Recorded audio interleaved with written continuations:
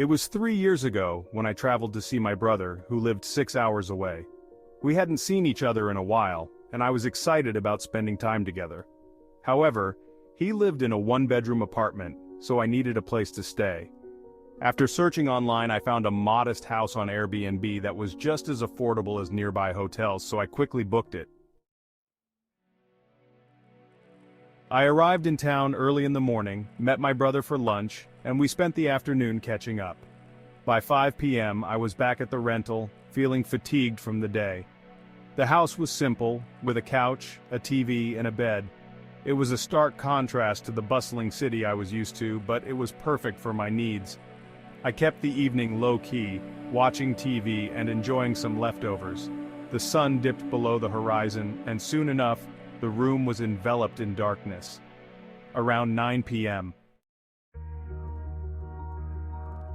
I decided to call it a night, hoping for a good sleep after a long day, but sleep didn't come easily. I tossed and turned, feeling uneasy in the quiet. Suddenly I woke with a jolt, my heart racing. I sensed it was the middle of the night. Just as I was about to check the time, I heard it. A soft sound outside the room. Footsteps. Someone was walking down the hallway. I lay frozen, breath caught in my throat. After what felt like an eternity, I finally got the courage to open the door. Peering into the dimly lit hallway, I could see the front door, the very door I had heard earlier. Cautiously, I stepped into the hallway, scanning for signs of life, but I saw no one.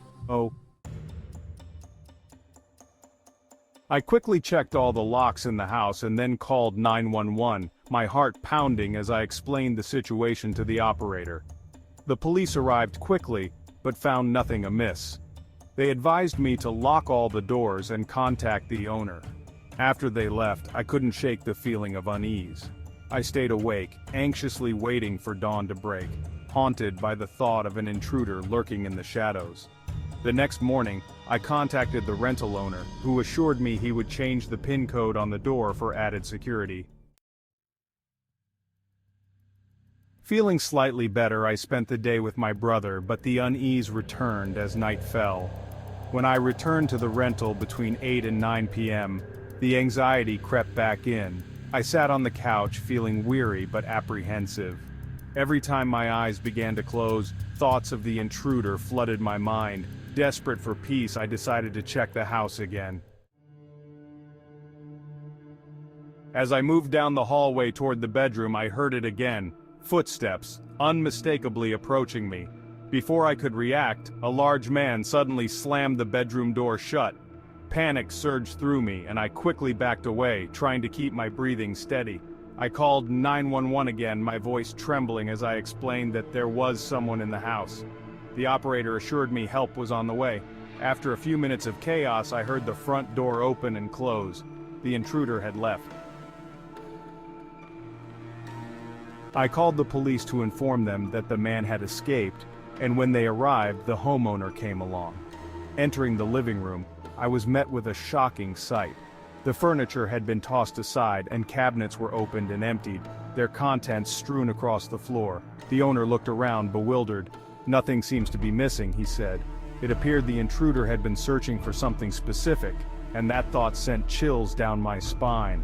After taking my statement, the police conducted a thorough search but found no sign of the intruder. I left the rental that night, opting for a hotel instead, and in the days that followed, I received no updates about the incident. The experience left me with questions. Where had the intruder been hiding? How long had they been in the house with me? Had they been watching me? The thought sent a shiver down my spine. Ultimately, my trip turned into a nightmare. What had started as a simple visit to see my brother had transformed into a horrifying experience that left me questioning everything. I avoided renting homes in the future, opting for hotels instead. Every time I stayed somewhere new, I felt a twinge of anxiety. The experience had shattered my sense of security, leaving me on edge even in familiar surroundings. As I reflected on that night, I couldn't help but wonder, what would have happened if I had fallen asleep on the couch? Would I have been able to escape the grip of fear that had taken hold of me? Would I have been aware of the danger lurking just beyond the door? These questions lingered long after my trip ended, shaping my perspective on the world around me. I realized that safety is often an illusion, and the comfort of familiarity could be shattered in an instant. The rental house, once a simple getaway, had become a place of fear and uncertainty. Even now, as I thought back to that night, I couldn't shake the feeling that I had narrowly escaped a dangerous situation.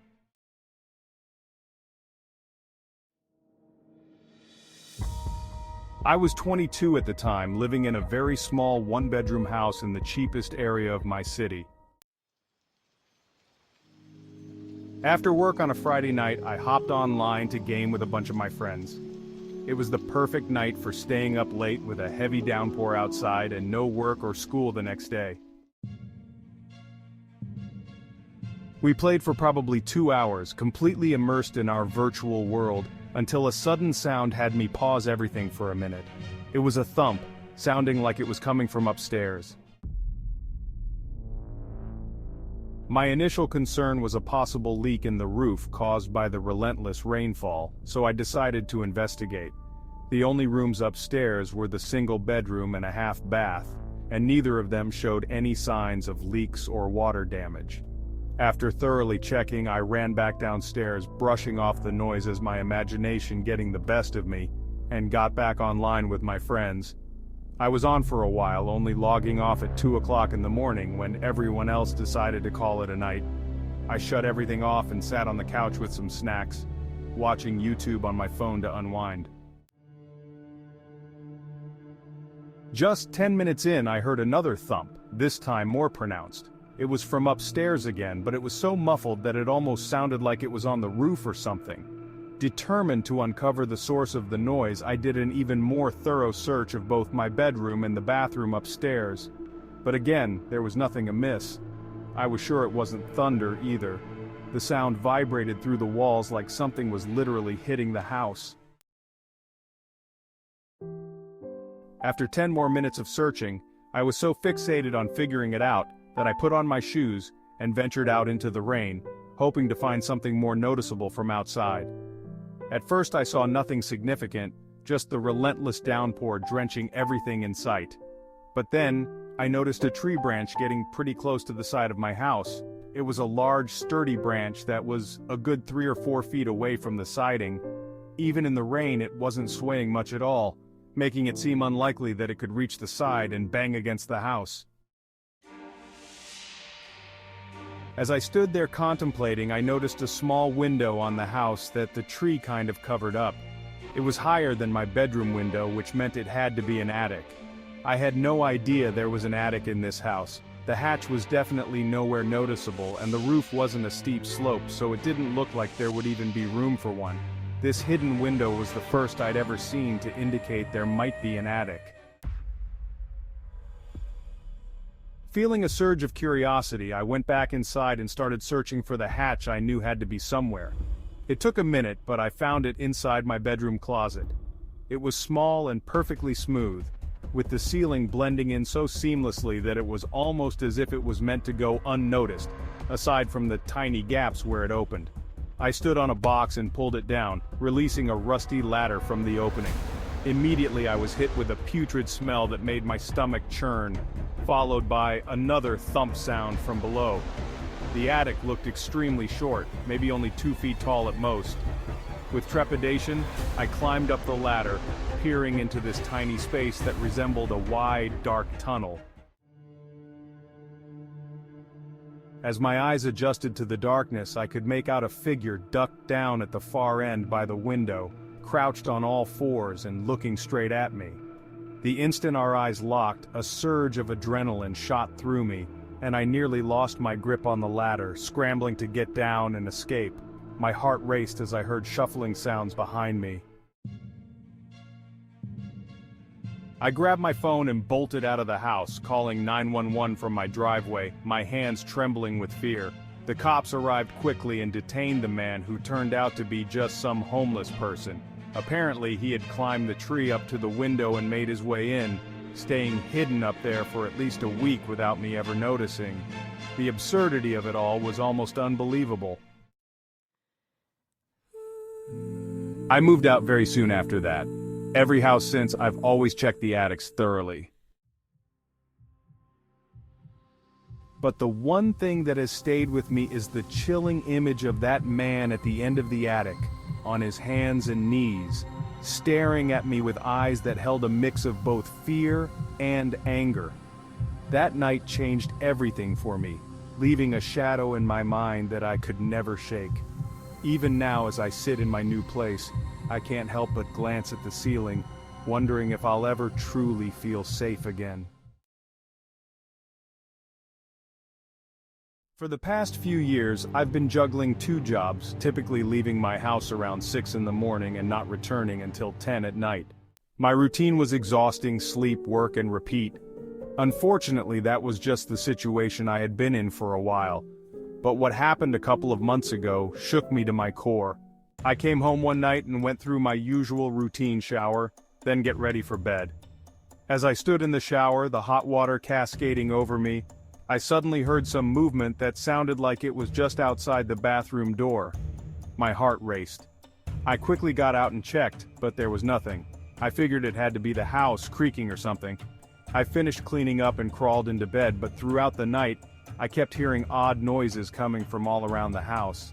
It was mostly a sort of creaking, like if it was really windy outside and the house was swaying. But there was no wind and no reason for the house to be making any noise. At one point in the middle of the night, I even got up and walked around to try to find out what it was, but I found nothing. The next morning, I was so tired I could hardly keep my eyes open, relying heavily on coffee to keep me awake. When I finally got home after work, I was exhausted and desperate for a good night's sleep. I went right upstairs and turned the shower on, but just as I was about to step in, I heard something outside the bathroom door again. This time, it sounded like it passed right by and left the bedroom. My heart sank. It really sounded like something had moved across my room. I knew I had to look to see if someone was there, but a wave of unease washed over me. When I finally mustered the courage to peek, I didn't see anything. I walked through the whole house, doing a quick check of each room, but I was convinced there had to be something odd going on inside the walls or under the floorboards. I took my shower and climbed into bed, finally falling asleep just before midnight. I woke up suddenly knowing something was wrong. It was very dark, so it was still well into the night, and the entire house was silent. I wasn't sure what had woken me, but I felt it had something to do with the sounds I'd been hearing. Peering over at the door, I noticed the faintest movement of a shadow creeping under the crack. My heart raced as I jolted upright, staring across the room. I watched in horror as the shadow moved away from the door and began walking down the upstairs hallway. Frozen in fear, I felt a surge of adrenaline push me out of bed, and I swung open my door. Standing at the end of the hallway was the dark outline of a man. His eyes stood out, piercing through the darkness with a sense of anger and restlessness that sent chills down my spine. I slammed my bedroom door shut and locked it. The man's footsteps thudded as he went down the stairs, and it took another 30 seconds before I heard him leave the house. I quickly called the police, my hands shaking as I tried to explain the situation. They arrived as soon as possible but didn't have much luck. They found a few signs that a man had been in my house for at least a few days, but that was about it. I was left with terrifying questions. Where was he hiding? I always think back to when I'd hear him walk past the bathroom door. Maybe he had been sleeping in my bed, quickly hiding in the closet until I got in the shower, using the opportunity to slip out of the room.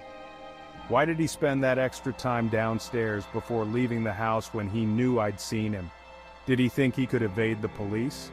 Everything is just speculation at this point, but knowing that some random man was hiding in my house while I was sleeping is horrifying.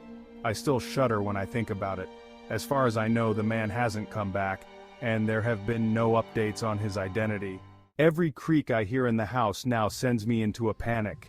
I can't shake the feeling that he could return at any moment, lurking in the shadows, waiting for the perfect opportunity to strike again. I don't go on many trips out of town, so this was one of the few times I needed to stay somewhere other than a friend or family's house. The area I needed was small, and most hotels didn't look very nice. To my surprise, I found a single home listed on Airbnb.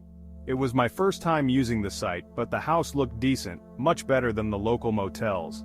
After a quick request, the place was booked. Relief washed over me. I finally had a cozy spot to land after a long drive. The following week I set off navigating the winding roads. 14 hours later I arrived in town late at night. It felt surreal. The town appeared almost deserted compared to my bustling city. All the houses had their lights off and every store was closed. No people or cars were out on the streets. The emptiness was eerie, especially since I hadn't seen it during the day. I drove down a dark street leading to the Airbnb, winding through a forested neighborhood. Eventually, I reached the house, one of the few with its porch and outdoor lights on, illuminating the path in a soft glow. However, one upstairs window had a light spilling out. I assumed the last guest had left it on, so I thought nothing of it and started hauling my bags to the front door. I retrieved the key code from my email and stepped inside, locking the door securely behind me. The interior was inviting, though the faint creaks of the old house echoed in the silence. I quickly placed my belongings in the corner of the living room, then headed upstairs to turn off the light in the spare bedroom.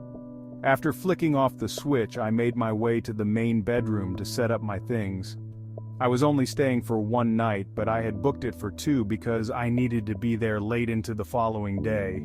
After organizing my bags, I settled into bed, hoping to drift off to sleep. Just when I thought I might finally rest, a loud thud reverberated through the walls. I sat up quickly, heart racing, staring at the door, trying to fathom what could have caused the sound. Panic gripped me as I listened. The house, usually quiet, now felt heavy with tension. I cautiously opened the door, peering into the dark hallway. It was silent now, no more thuds, just the soft sound of the house swaying in the wind. I stepped back and quietly shut the door, but a strange feeling washed over me. Something wasn't right. As I stood there, soft creaks began to echo from the other room. My heart raced as I pressed my ear against the door. The creaking noises moved into the hallway, gradually making their way toward my door. I was frozen in shock, realizing these must be footsteps. Someone was approaching. I gripped the door handle tightly, terrified they would force their way in. Just then, I felt a gentle pull on the handle. As soon as I resisted, they eased off for a moment, only to suddenly force the handle down with a violent jolt. The door swung half open, and instinctively I pressed my body back against it. I caught a glimpse of half of their face in the doorway, and the rage in their eyes was something I never expected to see. Panic surged through me as I pushed the door back into the latch, locking it just as he slammed against it. I could hear his muffled shouts and angry words, the intensity of the situation making my heart race. "Let me in!" he yelled, his voice low and threatening. "I know you're in there!" With adrenaline coursing through my veins, I pressed my weight against the door, refusing to let him in. After several attempts to force the door open, he finally backed off, and I could hear him thundering down the stairs and out of the house. I stayed pressed against the door, listening to his footsteps fade away. My breath came in ragged gasps, and it took a moment to gather myself. I dialed 911, my hands shaking. The operator's voice felt distant as I relayed what had just happened. For such a small town, the police arrived surprisingly quickly, their flashing lights cutting through the darkness. I felt a mix of relief and fear as they swept through the house, checking every room, every corner. They assured me I was safe now, but I couldn't shake the feeling of dread that lingered in the air. The owner of the Airbnb showed up later, looking concerned. I explained what had happened, and he promised to follow up on the case after I left the next day. But as I drove away, I couldn't help but feel a sense of unease. That man had been desperate to get into my room, and his rage felt palpable. I wished I had kept up with the case, but part of me was terrified to know what might have happened. What were his intentions? Why had he targeted me? The questions haunted me as I made my way back home, and the entire experience lingered in my mind. Every sound in my own house felt amplified, every creak and groan a reminder of that night. I couldn't shake the fear that followed me like a shadow, and the comfort of my own space was tainted with the knowledge that danger could lurk just outside my door. I resolved that Airbnb stays would be off the table for a long time. The memory of that man's face, twisted with anger, would haunt me.